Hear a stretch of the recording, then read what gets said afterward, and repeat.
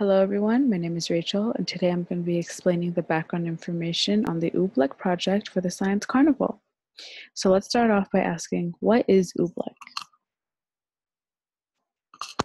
So Oobleck is a mix of cornstarch and water. When they come together, they create an interesting substance that has the ability to change from a liquid to a solid, or vice versa. So depending on the conditions that it's under, it can go from either a liquid to a solid. Let's take a closer look at what is taking place at the molecular level. The first image shows you what Oobleck looks like under a strong applied force. As you can see, the starch molecules are forced together, thus forming a solid barrier. The second image shows you what Oobleck looks like under a weaker applied force. Starch molecules have more time to move away, so this allows your hand to easily glide through the substance. So I am now going to insert a clip that gives you a visual on everything I just said. So as you can see, we have some Oobleck in front of us, and we're going to test to see how it reacts under different applied forces. So depending on how much force is applied to the Oobleck, it can either act as a solid or as a liquid. So as you can see, when a strong force is applied to the Oobleck, it acts as a solid. The starch molecules don't have enough time to move away, thus forming a harder barrier. Whereas when you apply little force with your hand to the Oobleck, your hand then glides through the Oobleck as if it were water. When explaining this concept at an elementary level, specifically for 4th and 6th graders, I like to give them a visual of both a solid and liquid first. So in this case, I'm using a rock and some orange juice.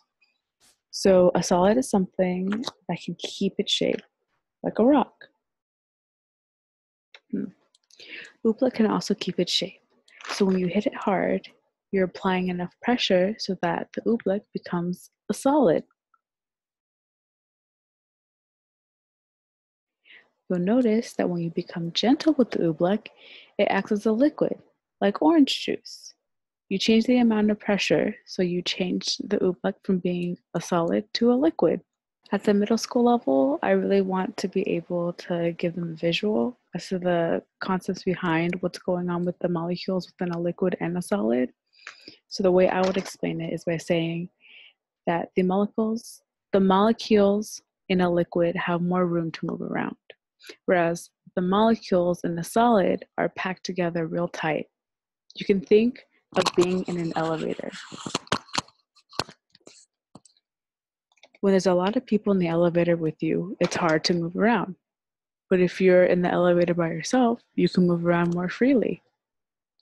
When pressure is applied, or there's too many people in the elevator, the Oobleck acts as a solid. But when there's not a lot of pressure, or there's not a lot of people in the elevator, Oobleck then begins to act as a liquid. So at this age, students should have a good idea about wavelengths and frequency. So I'm just going to insert a quick clip here that just shows the Oobleck bouncing at different frequencies. You'll see how the frequency affects the Oobleck. So you'll notice that for the higher frequencies, the Oobleck takes a more solid form, whereas with the lower frequencies, the Oobleck turns more to a liquid state.